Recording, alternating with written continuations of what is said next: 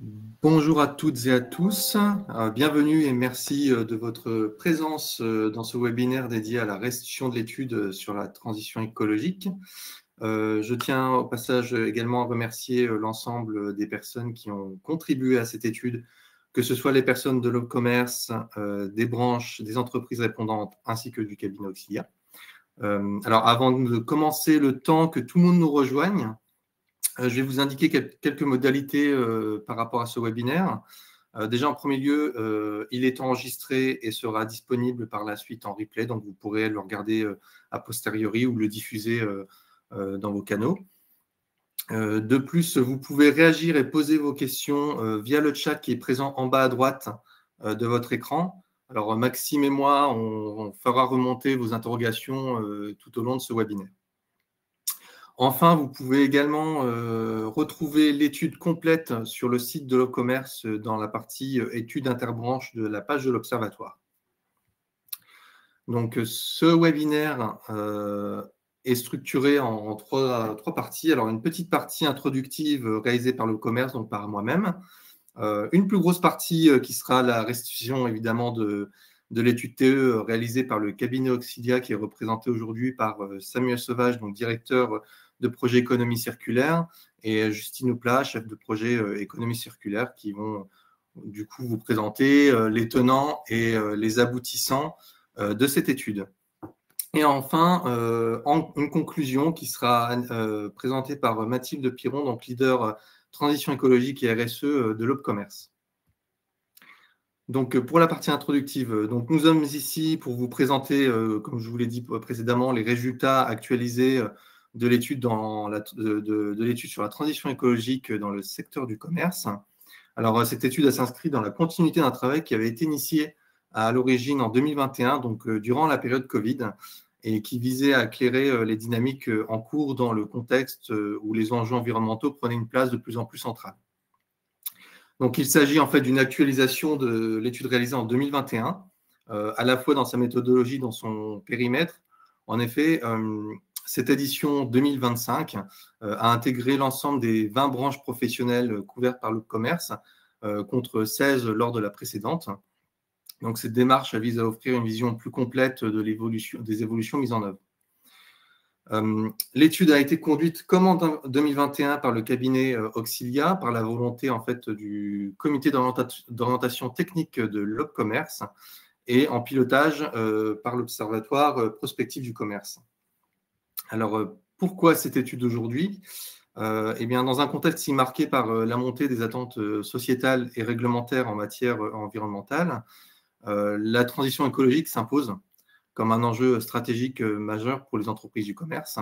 Cette transition, elle représente à la fois une source d'opportunités. Alors, je peux vous donner des exemples comme la fidélisation des clients, l'optimisation des coûts ou encore la valorisation de l'image, mais également aussi des risques, alors des complexités réglementaires accrues, un coût d'adaptation ou encore une dépendance à certaines ressources. Donc, face à ces tensions, une question essentielle se pose, c'est comment les entreprises du commerce intègrent-elles ces transitions dans leur pratique, dans leur métier, dans leurs compétences. Alors, pour répondre à cette interrogation, l'étude repose sur une méthodologie qui a combiné à la fois du quantitatif et du qualitatif. Alors, je laisserai Auxilia préciser justement cette méthodologie. Mais pour résumer rapidement, il y a eu un questionnaire qui a été mené auprès de l'ensemble des commerces de la branche pour un total de 850 réponses. Et en plus de ce dispositif, 21 entretiens ont été menés au sein des branches, ainsi que 5 entretiens experts pour apporter un éclairage plutôt qualitatif sur les enjeux spécifiques à chaque filière. Donc, cette étude, elle poursuit 3 objectifs principaux. La première, c'est d'identifier et d'analyser les évolutions qui sont liées à la transition écologique depuis la période 2020-2021. La deuxième, c'est de caractériser et de mesurer les impacts concrets de cette étude dans la chaîne de valeur des entreprises du commerce. Et la troisième, c'est de mettre en lumière les spécificités propres à la branche afin d'apporter des réponses qui sont adaptées aux réalités du terrain. Voilà, cette introduction faite, je laisse la parole du coup à Justine et à Samuel pour vous présenter les tenants et les aboutissants de cette étude. Oui, merci pour cette introduction. Donc, en effet, ces objectifs ont été rappelés, ils sont vastes. Je me présente au passage, donc je suis directeur de projet pour Auxilia et j'ai conduit plusieurs études de type prospectif sur la transition écologique. Notamment, j'étais aussi en charge de la précédente étude en 2021. Je suis économiste par ailleurs et je travaille sur les enjeux de consommation, consommation responsable depuis une petite dizaine d'années. Comme le disait Maxime, nous avons ces objectifs auxquels nous avons souhaité répondre à travers notre méthode. Hein, sur le premier objectif, cerner les évolutions, et bien l'enjeu, c'est bien d'aider in fine l'Opcommerce et les branches à accompagner les mutations des commerces.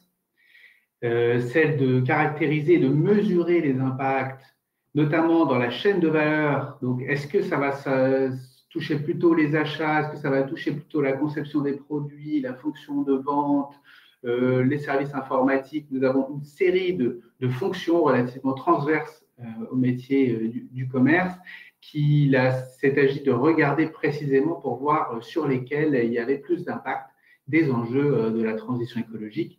Et puis, si spécificité il y a des branches, eh bien, justement, c'est important de voir comment pouvoir les accompagner. Pour réussir à s'entendre aussi dans ce webinaire, quelques définitions méritent toujours d'être rappelées. On parle de transition écologique ici, parfois avec le sigle TE. Donc, c'est bien un nouveau modèle économique et social qui renouvelle nos façons de consommer, de produire, de travailler, de vivre ensemble. Qu'il s'agit de répondre aux grands enjeux environnementaux. Donc, ce n'est pas seulement le changement climatique, mais c'est aussi la préservation des ressources, la biodiversité. Donc, pour atteindre une soutenabilité qui peut se mesurer, il y a plusieurs manières de le faire, mais le fait d'avoir une empreinte écologique inférieure ou égale à une planète. On parle aussi d'impact dans cette étude, plutôt, c'est un terme qui vient de l'anglais, mais pour parler des répercussions et des conséquences donc, de cette transition, en l'occurrence sur l'activité. Et puis on parle aussi d'adaptation parce qu'on a posé la question. Est-ce que vous serez conduit à vous adapter aux enjeux de la transition écologique? Et la réponse a souvent été oui, comme vous le verrez. Et donc, c'est les pratiques d'une personne qui conduisent à évoluer au regard des changements de son environnement. Je passe la parole à Justine. Merci beaucoup. Oui, donc Justine Oplat, donc comme Gaëtan le disait tout à l'heure, donc j'étais chef de projet aux côtés de Samuel sur cette mission.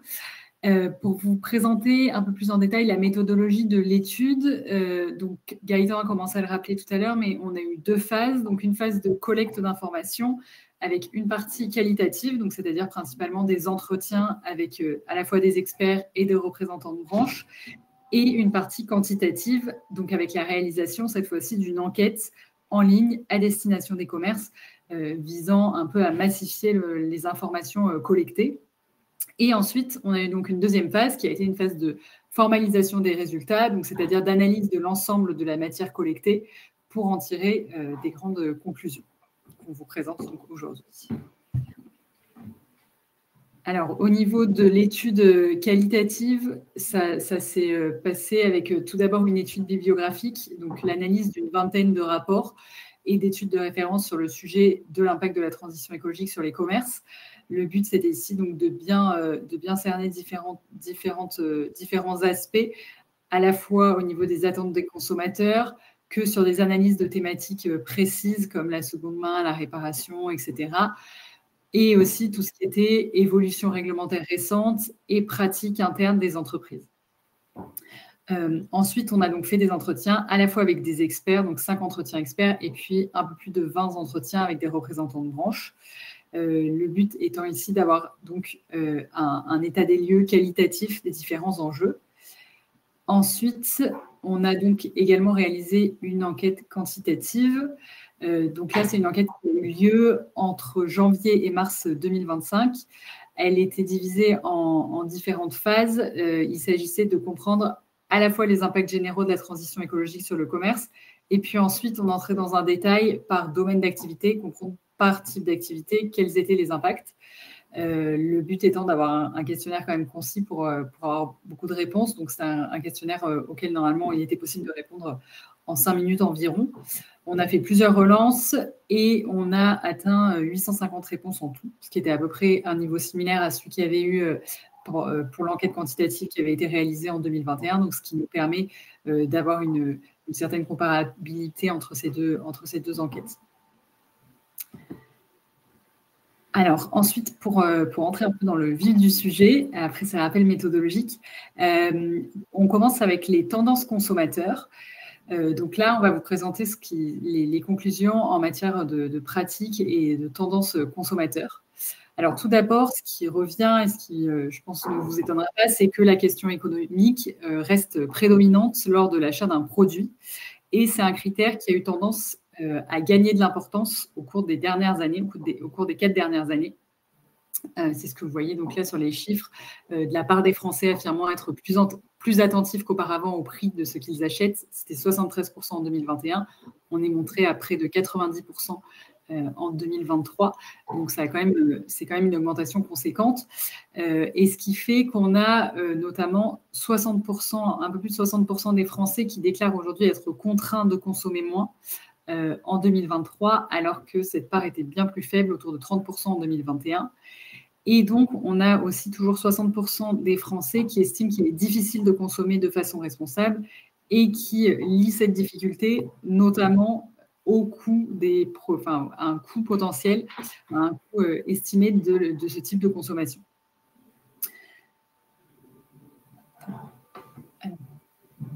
Il y a simplement une petite nuance quand même à apporter sur ce sujet du prix, c'est que souvent, il y a plus la question de la justesse du prix qui va importer tout autant que son niveau. C'était notamment dans différents échanges qu'on a eus avec des experts que c'est ressorti, à savoir qu'un prix qui est compris et qui semble expliqué et légitime peut être accepté par le consommateur, donc ce qui permet un peu de nuancer quand même ce constat sur le prix. Alors, on a plusieurs types de pratiques, disons, responsables qu'on a essayé d'étudier, notamment pour voir si jamais il y avait par moment une certaine compatibilité entre des consommations écologiques et des contraintes économiques, et donc comment ces pratiques écologiques évoluaient. Le premier sujet qu'on a traité, c'est celui de la seconde main. Ça, on constate vraiment que ces dernières années, on a eu un boom de la seconde main, avec près des 2/3 des Français qui se disent prêts aujourd'hui à privilégier l'achat de produits d'occasion par rapport aux produits neufs.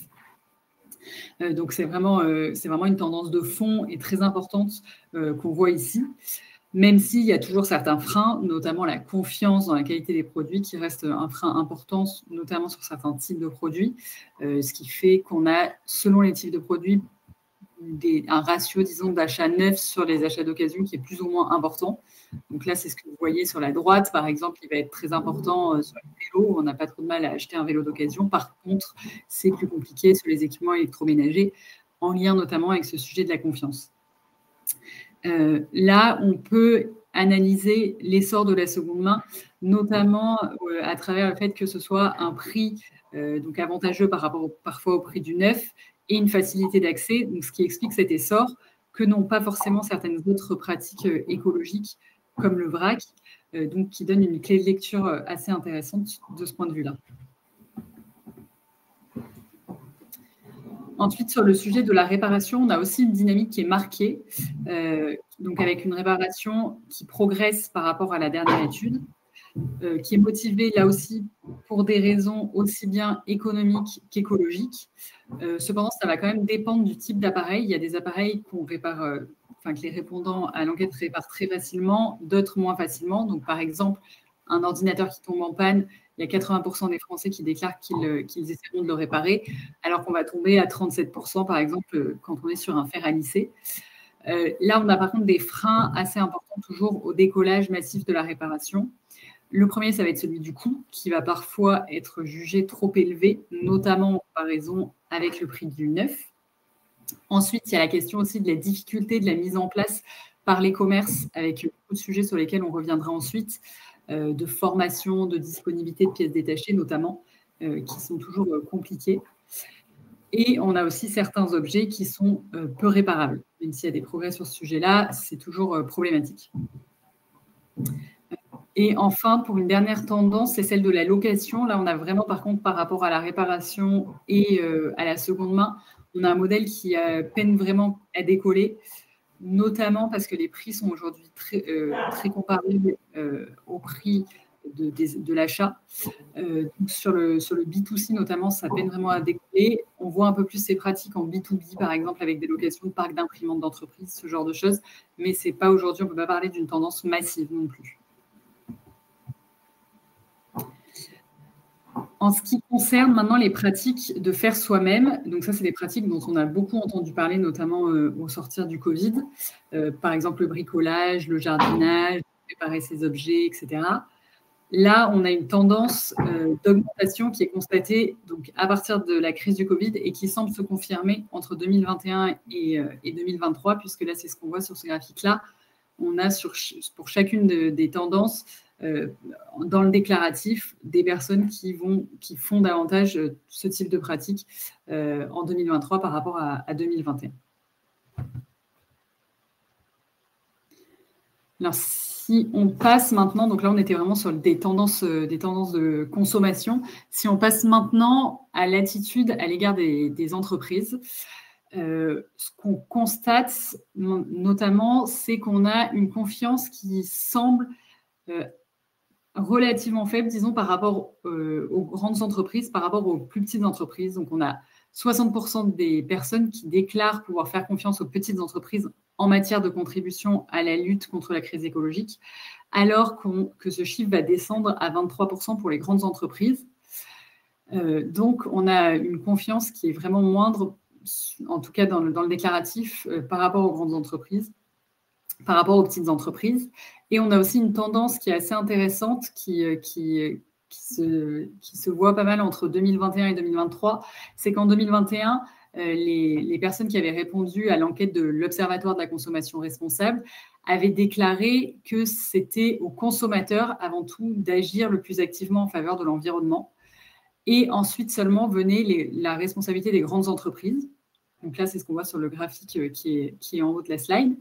Et cette tendance s'est vraiment inversée en 2023, avec maintenant des consommateurs, des répondants à l'enquête qui considèrent que c'est avant tout aux grandes entreprises qu'incombe le plus activement d'agir en faveur de l'environnement, et ensuite seulement les consommateurs.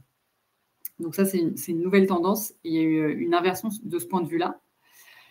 En termes de confiance par rapport aux entreprises, on a également une confiance dans les labels qui semble diminuer en lien avec la multiplication des labels et parfois une difficulté à comprendre leur signification. Mais par contre, on constate qu'on a une confiance qui a tendance à augmenter, une plus grande confiance dans la proximité. Donc, par exemple, sur l'alimentaire local, c'est vu vraiment comme un gage de qualité, là où parfois les labels, le consommateur peut avoir tendance à s'y perdre et à avoir moins confiance qu'avant dans un label. Ensuite, au niveau des pratiques des entreprises, on a l'environnement qui est très présent dans les politiques des entreprises, avec 90% donc des entreprises qui déclarent que l'environnement est le premier thème de sensibilisation des salariés en 2024, et des entreprises qui ont globalement une grande majorité des entreprises ont un budget RSE. Cependant, bien sûr, la taille de ce budget varie selon la taille de l'entreprise, mais on a quand même beaucoup d'entreprises qui ont déjà un budget RSE dédié.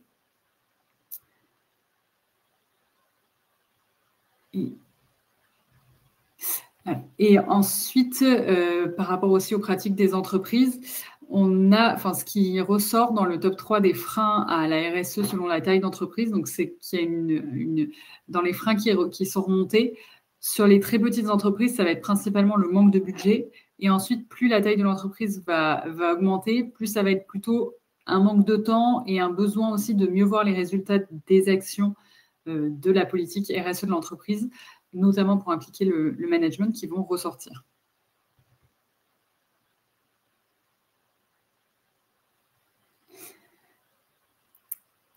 Donc, merci beaucoup. Donc, on était sur la première partie sur les tendances consommateurs. Est-ce que sur ces point-là, il y a des questions dans le chat. Pour l'instant, il n'y a pas de questions, donc n'hésitez pas en tout cas dans le chat. Si vous avez des questions, vous pouvez les poser ou dans la partie. Je vous laisse continuer. Et donc, je prends le relais. Merci pour ces premières tendances. On a bien conscience qu'on est sur un panorama. Vous verrez que dans l'étude, on approfondit ces différents sujets. Vous présentez ici les résultats de l'enquête quantitative. C'est vraiment une belle enquête avec 854 réponses complètes qui sont très, très instructives par rapport à l'impact de la transition écologique. Là, pour vous dire qui a répondu, déjà, on voit qu'il y a à peu près les 3/4 des répondants qui sont des entreprises de moins de 20 salariés. La part des très petites entreprises entre 1 et 4 salariés est même de 43%. Donc, ce n'est pas original dans le sens où c'est en nombre, le plus grand nombre de structures adhérentes, mais c'est important de le rappeler. Et puis, on a un taux de réponse par branche de l'Opcommerce qui est relativement comparable entre 1 et 4%, c'est la ligne rouge. Donc, en général, ça a vraiment suivi, le nombre de réponses a été relativement proportionnel à la quantité de structures qui étaient adhérentes à la branche. Donc, ça vous donne un aperçu de la quantité de réponses par branche. Ça veut dire qu'il y a certaines branches sur lesquelles il faudra prendre les résultats avec des pincettes, puisqu'il y a peu de répondants. Lorsqu'on regarde la première question qui a été posée, c'est selon vous, à quel point la transition écologique impacte-t-elle votre entreprise? Nous avons quand même autour de 54% qui considèrent qu'il y a un impact très fort ou assez fort. Alors, le assez fort est plus important que le très fort, vous le voyez, à 42%. Et puis, un petit peu en miroir, on a un 42% qui considèrent que l'impact est relativement faible. Seulement 4% qui considèrent qu'il n'y a pas du tout d'impact. Ça commence à placer un curseur. Ensuite, quel est cet impact par rapport à la taille de l'entreprise? Eh bien, on constate, et c'est toujours intéressant de voir les différences dans les réponses selon la taille de l'entreprise, que cet impact, il est plus important, il est perçu comme plus important par les structures de plus grande taille. Donc, on voit qu'elles sont plus de 90% à considérer qu'il y a un impact très fort ou assez fort quand elles ont plus de 250 salariés ou même au-delà de 50 salariés, c'est autour de plus de 80% qui considèrent qu'il y a un impact assez fort ou très fort. La part du faible et du pas du tout est plus importante quand on est sur des structures de 1 à 4 ou même de 6 à 10 salariés. On en profite dans cette enquête parce que c'est toujours important de voir le commerce, qu'il soit d'ailleurs en B2B ou en B2C, comme une interface avec un consommateur final. Et il y a bien on leur a posé donc cette question, dans quelle mesure vous voyez que les clients sont plus attentifs? Et globalement, oui, 56% considèrent qu'ils sont un peu plus attentifs, et puis 15% comme une préoccupation forte. Donc, on voit s'affirmer à hauteur de 70% environ le fait qu'il y a une plus grande attention au sujet de la transition écologique, ce qui n'était pas forcément évident quand on voit les débats médiatiques, par exemple. C'est important de signaler. Et puis, on a posé la question ensuite de est-ce que ces enjeux vous conduisent à adapter l'activité de votre entreprise? Et là encore, la réponse est majoritairement oui, puisqu'ils sont 512 sur 854 à dire oui, ça me conduit à adapter l'activité de mon entreprise dès aujourd'hui.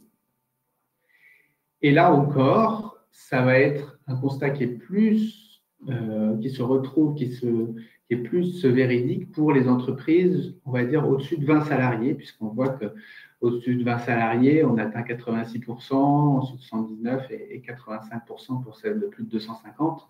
Donc là encore, les plus grandes structures, comme auparavant elles considéraient déjà qu'il y avait plus d'impact, eh bien, elles trouvent aussi que c'est assez difficile ou très difficile de s'adapter, ce qui peut sans doute s'expliquer par des contraintes qui sont différentes sur les plus grandes structures, peut-être une plus grande connaissance aussi de l'ensemble des des actions à mener. C'est souvent des structures qui ont des directions RSE, par exemple. Et il peut y avoir d'autres éléments explicatifs qui conduisent sans doute à adapter ensuite les dispositifs par rapport à la taille de la structure. On a évidemment posé la question et on peut le comparer selon les branches. Pour quelle branche, pour quel répondant, il apparaît quand même assez difficile ou très difficile de s'adapter. Alors, je précise bien que là, il s'agit de ceux qui ont considéré qu'ils devaient s'adapter. Donc, ce n'est pas tout l'échantillon, mais donc parmi ceux qui devaient s'adapter, eh bien, la moyenne était à 70% à considérer qu'il y a une difficulté d'adaptation. Et on voit que pour certaines branches, c'est l'immense majorité des répondants qui considèrent que c'est difficile, alors que pour d'autres, c'est moins le cas. L'appréciation de cet impact, il est variable aussi selon les branches. Donc, auparavant, on précisait quelles sont les branches qui considèrent qu'il est difficile de s'adapter. Eh bien, c'est aussi parce qu'il n'y a pas le même impact selon les branches. Donc là, la moyenne était à 54. Et on constate que d'un côté, il y a 6 branches qui, autour des 2 tiers, qui considèrent qu'il y a un impact fort ou assez fort. Alors qu'il y a aussi des branches, on va dire 5 branches, pour lesquelles cette apparence de la transition écologique comme un facteur d'impact important est inférieure à la moitié des répondants. Donc là, ça permet de se situer selon les différentes branches, évidemment dépendant des réponses qu'on a eues dans chacune de ces branches. Et puis, ce qui est très intéressant, c'est de voir la question des impacts en termes de thématiques.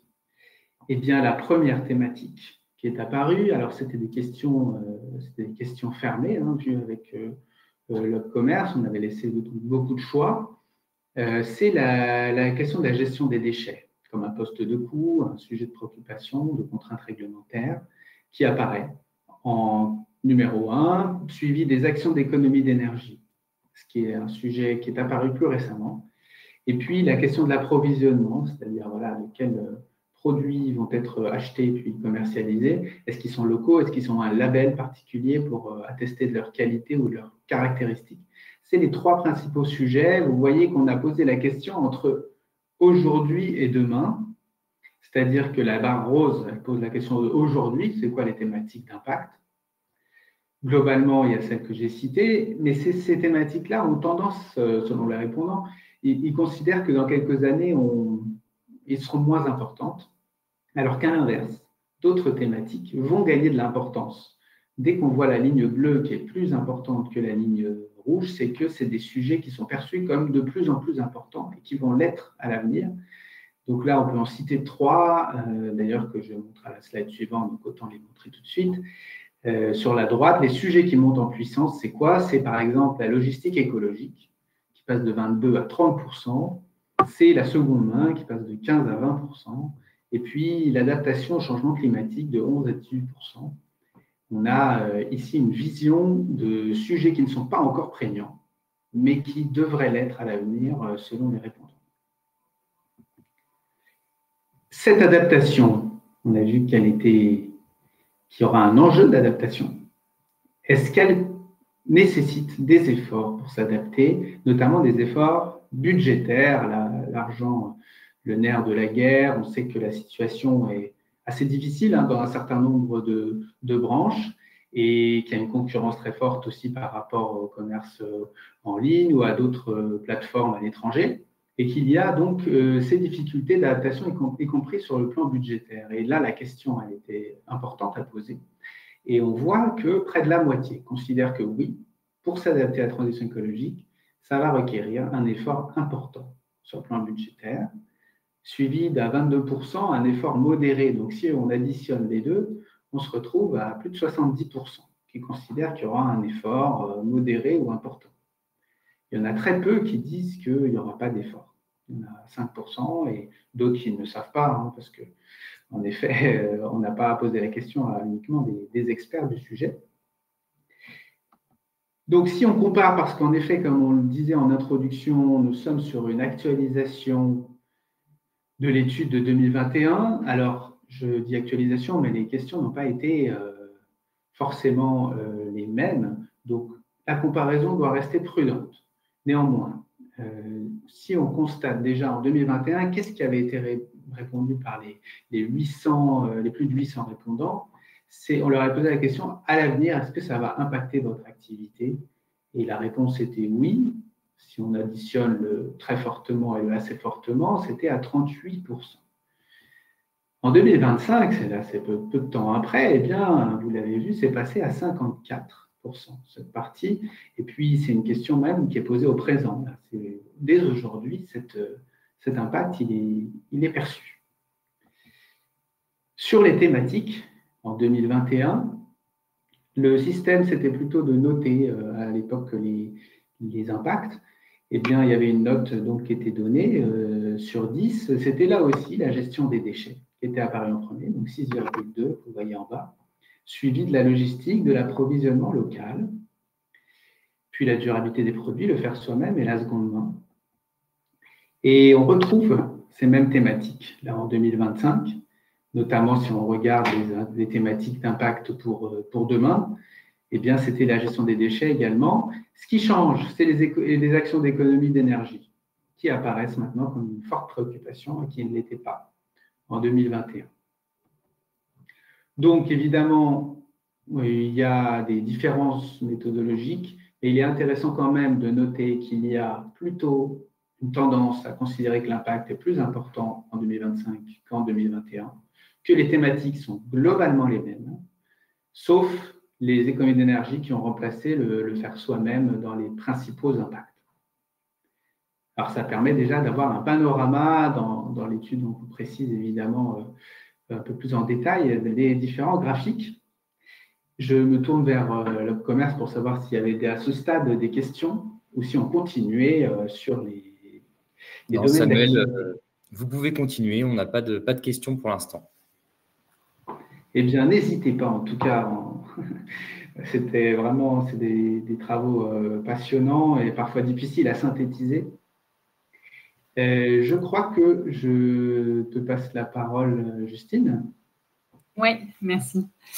Donc maintenant, si on passe sur effectivement les sujets de compétences, connaissances par domaine d'activité, ce qu'on va détailler donc dans cette partie-là. D'abord, de manière globale, là, on a demandé donc aux répondants à l'enquête de savoir quel était selon eux l'impact de la transition écologique sur les différentes activités des entreprises du commerce. Donc, on a raisonné cette fois-ci par domaine d'activité. Là, ce qui ressort, c'est que donc tous les domaines d'activité de la chaîne de valeur sont concernés par la transition écologique selon les répondants, mais qu'il y a des différences entre les différents domaines d'activité et que c'est notamment les deux domaines d'activité, donc tout ce qui est achat, production, recherche et développement d'un côté, et ensuite tout ce qui est vente et relations clients, qui semblent être les domaines d'activité qui vont être et qui sont déjà les plus impactés par les changements liés à la transition écologique dans les commerces. Ce qu'on peut déjà commencer, ensuite on va le détailler, mais commencer à expliquer notamment par le fait que sur le côté achat, on a tous les impacts sur l'approvisionnement en produits plus respectueux de l'environnement qui forcément ressortent à cet endroit-là et qui sont assez importants. Et ensuite, sur tout ce qui est aussi vente et relations clients, forcément en magasin, c'est là où on a tout le contact client et la nécessité à prodiguer aux consommateurs les informations sur l'impact environnemental du produit ou service qu'il achète. Donc, forcément, les impacts sont assez importants. À l'inverse, on voit moins d'impact sur tout ce qui est fonction support et aussi services informatiques qui semblent, selon les répondants à l'enquête, moins directement concernés.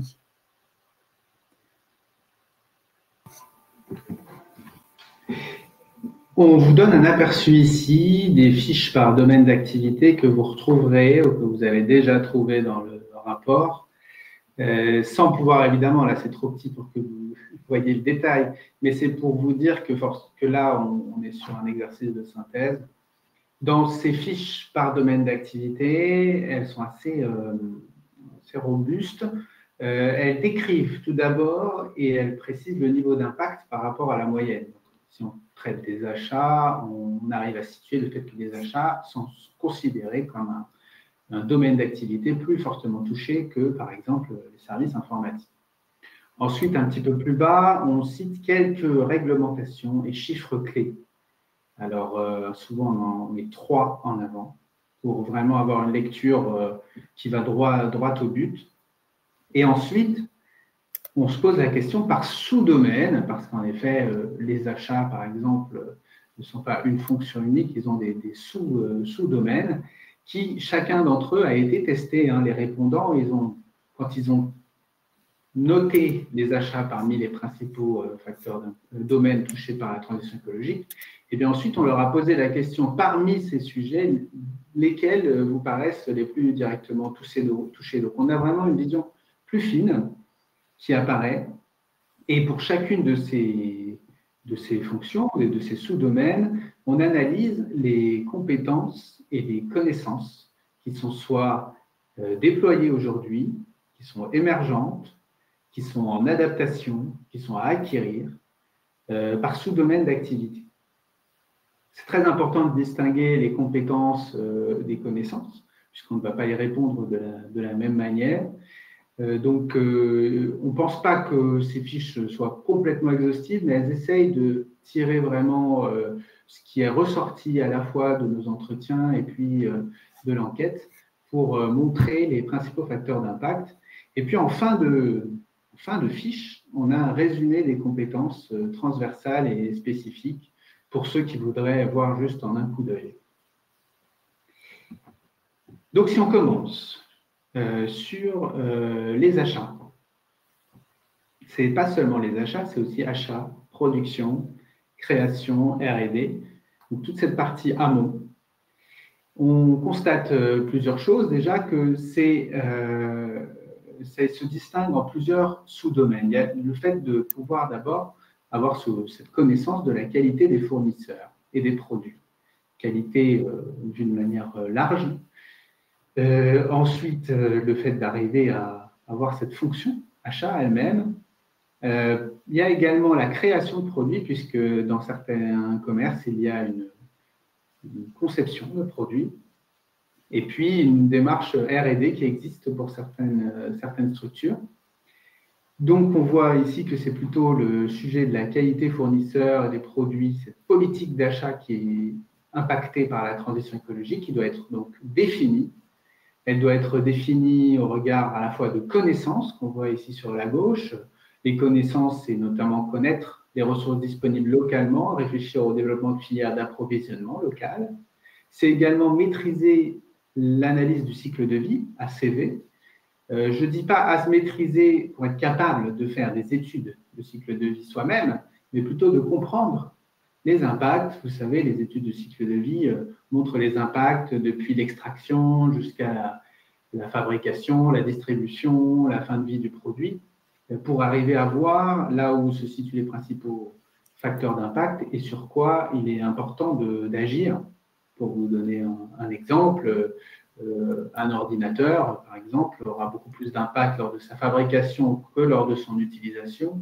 Donc, faire attention à la durabilité, à la réparabilité de l'ordinateur est plus fort, plus important en termes environnementaux que le fait qu'il consomme peu d'énergie, par exemple, lors de son utilisation.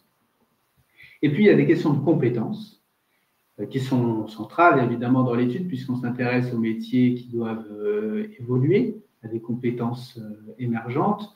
Donc, leur capacité à identifier l'impact écologique des produits, non seulement sur les questions de climat, mais aussi eau, biodiversité, ressources, selon le type de produit. La capacité à appliquer les réglementations environnementales. Donc là, il y a une partie de connaissance, mais il y a aussi une capacité à rentrer dans le reporting. Et puis, le fait d'identifier les labels et certifications, notamment ceux qui sont les plus pertinents, parce qu'il y a des centaines de labels en France, et il faut arriver à se référer à ceux qui sont les plus pertinents. On continue avec Justine. Oui, merci. Ensuite, donc, pour le domaine de la vente et de la relation client, donc, qui est aussi un des domaines donc, les plus impactés, comme on vient de le dire, on a ici plusieurs activités qui sont possibles. Donc, c'est tout ce qui est vente en magasin, donc de produits, services alimentaires et non alimentaires. Ensuite, tout ce qui va être du côté de la direction réseau par rapport aux ventes et à la relation client, ce qui est géré directement au niveau de la direction réseau, ce qui est de l'ordre de la sécurité, notamment en magasin. Et enfin, tout ce qui va concerner le service et la relation client. Donc là, ce qui est le plus impacté, qui ressort assez largement, c'est tout ce qui va être vente en magasin et service et relation client. Au niveau des connaissances, du coup, à développer en lien avec la vente et la relation client, ce qui va être important, c'est de bien connaître et bien comprendre les caractéristiques techniques des produits et services éco-responsables. Ces connaissances étant vraiment la base sur laquelle on peut ensuite se fonder pour, en magasin, retransmettre ces informations derrière et donc développer des compétences. Donc, à savoir, la première compétence à développer étant celle de fournir aux consommateurs des informations claires et fiables concernant l'impact environnemental des produits et services, et en lien là, avec ce qu'on a dit tout à l'heure aussi sur une sensation du consommateur d'être un peu noyé parfois sous un nombre très important d'informations en lien avec l'environnement et une information qui est complexe. Donc là, il y a un vrai travail à faire pour réussir à fournir des informations qui semblent claires, fiables et cohérentes aux consommateurs. Ensuite, l'enjeu aussi, au niveau de la vente, des métiers de la vente et relations clients, ça va aussi être de gérer les produits qui sont en fin de vie et qui vont être ramenés par les clients, que ce soit pour des besoins de réparation, pour des besoins de vente et de mise en place d'une offre de seconde main, ou pour simplement orienter le client pour qu'il sache où ramener son produit qui est en fin de vie. Ensuite, il va aussi y avoir l'enjeu de réussir à orienter les clients vers des produits qui vont être plus durables, donc que ce soit recyclé, de seconde main, du vrac, et donc de promouvoir au sein du commerce des solutions qui sont responsables dans toutes les interactions, que ce soit directement au moment de la vente ou alors aussi en après-vente quand il y a une interaction avec le client. Ensuite, pour le domaine marketing et communication, il y a également beaucoup d'enjeux. Là, les différentes activités qui sont dans ce domaine, ça va être à la fois donc, tout ce qui est communication, tout ce qui est merchandising aussi dans les magasins, tout ce qui va être au niveau plus de la stratégie de l'entreprise, stratégie data, du marketing omnicanal et ensuite du studio photo, donc mise en valeur des produits par la photographie. Là, ce qui semble ressortir le plus, c'est la communication qui semble être un champ dans lequel les répondants estiment que l'impact de la transition écologique seront les plus forts. La communication et ensuite le merchandising. Sachant qu'ici, au niveau des connaissances à développer, ça va être tout d'abord de bien connaître les tendances consommateurs pour ensuite pouvoir développer des compétences et une stratégie marketing et communication qui soit pertinente et percutante pour le consommateur. Et aussi de bien connaître du coup l'impact environnemental de son activité de marketing et de communication. Il y a aussi du coup beaucoup de nouvelles réglementations environnementales. Donc il s'agit dans ces fonctions de réussir tout d'abord de les connaître et ensuite de les appliquer, de développer des campagnes de marketing et de communication qui soient axées sur la durabilité de l'entreprise, tout en restant crédibles et sans greenwashing, et toujours en lien avec ces enjeux de complexité de l'information. Donc, rester cohérent par rapport aussi à la réalité de l'engagement de l'entreprise. Aussi, au niveau de ce qui est utilisé comme outil marketing et outil de communication, l'enjeu, ça va être de créer des visuels, des événements et des contenus qui vont être aussi cohérents avec l'engagement écologique de l'entreprise, à savoir qui vont permettre une optimisation d'utilisation des ressources, gestion des déchets notamment, pour toujours être cohérent sur ce côté transition écologique. Et enfin, la dernière question, forcément, c'est de réussir à informer et sensibiliser les consommateurs sur l'impact global de leur consommation. Sur le domaine supply chain, là, dans les domaines concernés, c'est vraiment la logistique qui ressort comme le champ dans lequel les répondants estiment que les impacts de la transition écologique seront les plus forts.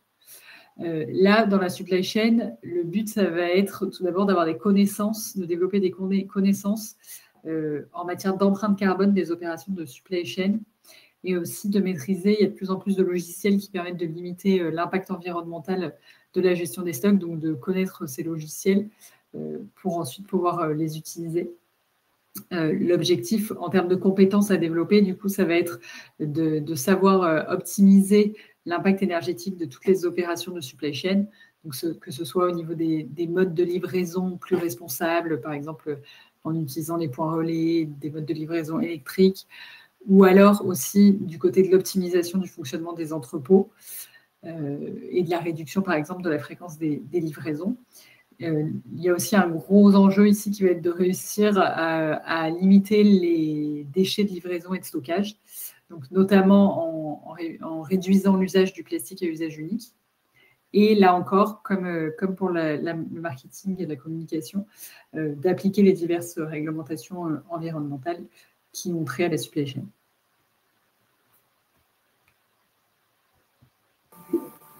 Et puis, pour terminer, nous avons le domaine atelier, service après-vente, sur lequel nous avons surtout le champ du service après-vente qui est apparu comme ayant un fort impact, 76%. Et puis, des activités autour de l'atelier, réparation et reconditionnement qui apparaissent ensuite en dessous, la retouche et la cordonnerie étant très, très minoritaires.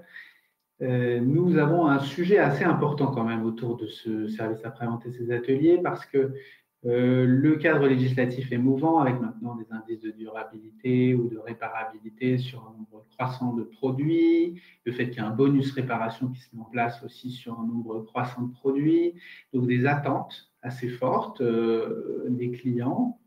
Qui se heurtent, comme le disait Justine, à des questions de coût, bien souvent. Mais donc, les commerces se retrouvent ici en interface avec des connaissances à avoir, notamment ce cadre légal et notamment ces évolutions ont souvent lieu en lien avec les éco-organismes dans le cadre des filières à responsabilité élargie du producteur. Donc, c'est un monde un petit peu à part qu'il faut apprivoiser. Et puis, connaître aussi des certifications et labels environnementaux, notamment permettant de valoriser un produit reconditionné qui doit donc gagner cette confiance du consommateur qui, sinon, on considère que quand un produit quand une réparation est plus d'un tiers du prix neuf d'un produit, le consommateur va préférer de toute manière le produit neuf. Donc, il y a cette confiance à instaurer. Et il y a derrière ça, évidemment, des compétences qui sont à la fois de réparation, de savoir réparer, donc éventuellement de recruter des réparateurs sur des produits de plus en plus techniques. On sait qu'on a des produits avec de plus en plus d'électronique. On sait aussi qu'on a de plus en plus de réparations qui doivent s'effectuer aux composants et pas seulement remplacer tout un module. Donc, il y a ces dimensions techniques qui sont importantes. La capacité à orienter le client sur est-ce qu'on est en capacité, oui ou non, de réparer et dans quel laps de temps? Est-ce que vous allez avoir votre produit immobilisé longtemps? Est-ce qu'on aura les pièces détachées? Oui, à quel délai? Et donc, cette gestion des stocks et des commandes de pièces détachées devient une compétence à part entière si on ne veut pas avoir un entrepôt entier consacré aux pièces détachées. Et puis, avoir une traçabilité aussi parce que c'est le revers de la médaille de la confiance.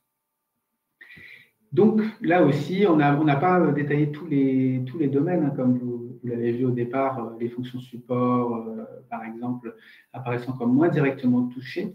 Mais ces différents éléments permettent de vous montrer les types d'impact, plus précisément, qu'on a vu par domaine d'activité. Vous retrouverez aussi dans le rapport final les impacts une synthèse par branche. Donc, voilà, quelles sont les spécificités de chaque branche? Est-ce que vous avez des thématiques particulières selon telle ou telle branche? Et quels sont les domaines d'activité qui ressortent le plus? Donc là, évidemment, avec 20 branches, on ne fait pas le détail, mais il faut savoir que ça pourra être retrouvé dans le rapport. Et en effet, c'était la dernière question parce que je crois qu'on approche de la fin. Il y a peut-être des questions et puis il y aura aussi une conclusion côté OpCommerce. Merci Justine, merci Samuel. Effectivement, donc avec Gaëtan, on va vous mettre dans le chat le lien où vous pouvez trouver l'étude, le rapport final, l'infographie. On va aussi vous la mettre dans un petit lien. Donc n'hésitez pas si vous avez encore des questions, on a encore un peu de temps. Et puis donc en parallèle, je vais laisser la main à Mathilde pour conclure sur ce webinaire.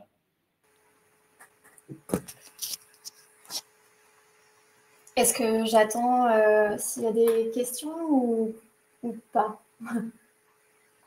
Pour l'instant, il n'y a pas de questions. Donc, il n'y a pas de questions. D'accord. S'il y a des questions, on les fera au fil de l'eau, il n'y a pas de souci. D'accord, ça marche. Bon, déjà, merci beaucoup Justine et Samuel pour la restitution de cette étude. Et puis, merci aussi Maxime et Gaëtan de me proposer de faire cette ouverture. Peut-être rapidement quand même pour me présenter, parce qu'au moins ça me permet de situer d'où je parle. Donc, j'occupe un poste de leader transition écologique depuis le début de l'année 2023, qui fait notamment suite à la promulgation de la loi climat et résilience en 2021. Et donc, j'ai 2 grandes missions. La première, c'est d'améliorer l'impact environnemental de l'Opcommerce, donc en tant qu'entreprise et en embarquant évidemment l'ensemble des métiers. Et la deuxième mission, c'est d'accompagner toute la stratégie en lien avec cette fameuse loi climat et résilience pour que nos métiers soient en mesure de vous conseiller, de vous accompagner, de financer des projets de formation qui permettent de développer les compétences écologiques et notamment en lien avec l'économie circulaire. Par rapport à ce qui a été présenté dans ce webinaire, ce qu'on voit, ou du moins ce que je vois moi dans cette étude, c'est la traduction de la transition écologique dans les métiers du commerce. Elle nécessite avant tout des compétences qui relèvent des domaines de l'économie circulaire. Donc, Samuel et Justine, vous avez défini ce qu'était la transition écologique, mais je fais juste un zoom rapidement sur ce qu'est l'économie circulaire, puisqu'on voit bien que ça se traduit dans les connaissances et les compétences, notamment que ça permet de suivre un chemin économique qui nous amène progressivement à changer de direction avec donc 3 leviers. Le premier, c'est comment est-ce qu'on réduit la pression qu'on exerce sur les ressources. Donc là, vous l'avez bien cité, mais on parle des achats durables notamment, de la logistique écologique. Tout ça, c'est cité, mentionné dans l'étude. Allonger la durée de vie des produits, développer les services. Là, ça correspond par les domaines d'activité, notamment vente et relations clients. Et enfin, la circularisation de la matière, où là, on va aussi retrouver ce qui relève du réemploi ou du reconditionnement pour conserver cette valeur économique et surtout pour limiter le nombre de déchets. Ce que je peux en dire, évidemment, alors je vais peut-être enfoncer une porte ouverte, mais c'est de rappeler le rôle essentiel que joue la formation comme moyen au service de la stratégie des entreprises, et puis surtout de dire qu'il ne peut pas y avoir de transition écologique sans la formation professionnelle. L'étude montre bien la complexité du sujet et évidemment toutes les nuances à y apporter, notamment au regard des branches et des tailles d'entreprises, mais voilà, c'est bien d'affirmer que la transition écologique repose sur des compétences humaines, ce qui permet de commencer à agir, même si c'est par petits pas. Et notamment aussi les compétences de la transition écologique, elles peuvent être comprises comme des opportunités de plusieurs types, donc d'adaptation au poste de travail, d'évolution des compétences, mais aussi dans le cadre de la sécurisation des parcours professionnels. Et par rapport à ce sujet-là, ça me permet d'ouvrir vers un constat qui est aussi rappelé dans le dernier rapport du centre de réflexion The Shift Project, qui est une association qui éclaire les décideurs politiques et les décideurs économiques sur la transformation de l'économie française en utilisant moins d'énergie fossile. Et donc, au mois de mars, le Shift a publié une étude qui s'est intéressée au rôle de la formation continue pour former les actifs à la transition écologique. Et dans ces enseignements, on y trouve des leviers concernant ce fameux rôle indispensable des entreprises, mais aussi des acteurs du dialogue social ou encore à la croisée des chemins des OPCO. Je voudrais aussi vous citer une autre source qui appuie ces propos que l'on retrouve et dans notre étude, mais aussi dans celle du Shift. C'est celle de l'ORS, donc l'Observatoire de la responsabilité sociétale des entreprises, qui en février dernier a publié une étude pour transformer les métiers en écométiers, où on y retrouve encore l'importance de ces différents acteurs que je viens de citer, mais aussi de la formation pour accompagner le changement. Et puis, j'en terminerai avec ça. Pour ce faire, ce que je vois, c'est évidemment tout l'intérêt de l'étude que vous avez présentée. Elle réside dans sa capacité à être prise en main. Et notamment, quand on parle de prise en main, c'est sa capacité à être traduite sur le terrain. Donc, on parle soit à l'échelle des branches professionnelles, mais aussi dans les entreprises. Et donc, ça passe forcément par, chez nous, en tout cas, l'offre de services de l'Opcommerce. Vous rappelez évidemment qu'on est mobilisé sur ce sujet, on est mobilisé pour accompagner cette évolution des pratiques professionnelles. Et donc, on a développé toute une offre de services, alors que je ne vais pas forcément détailler ici parce que ce n'est pas l'objet, mais qui s'appelle l'EcoBox et que vous pouvez évidemment retrouver sur le site internet de l'Opcommerce. Peut-être, voilà pour ma part. Gaëtan, Maxime, je vous laisse peut-être reprendre la parole.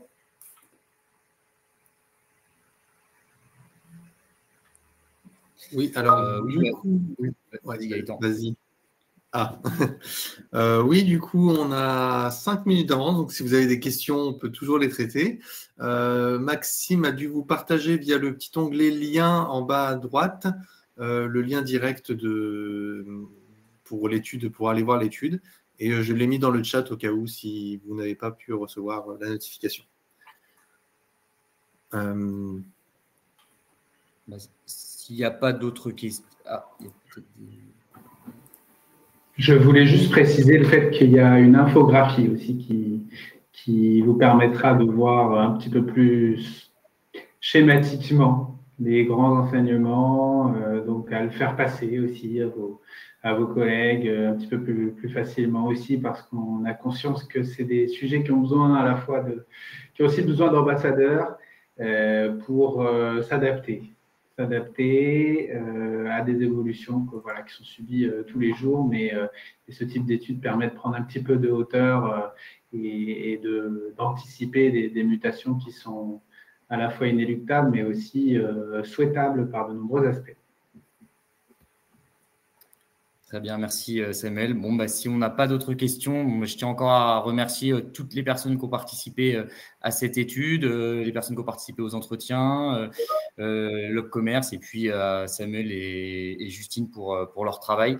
Merci à tous et n'hésitez pas, si vous avez d'autres questions, vous pouvez revenir vers Gaëtan ou moi-même.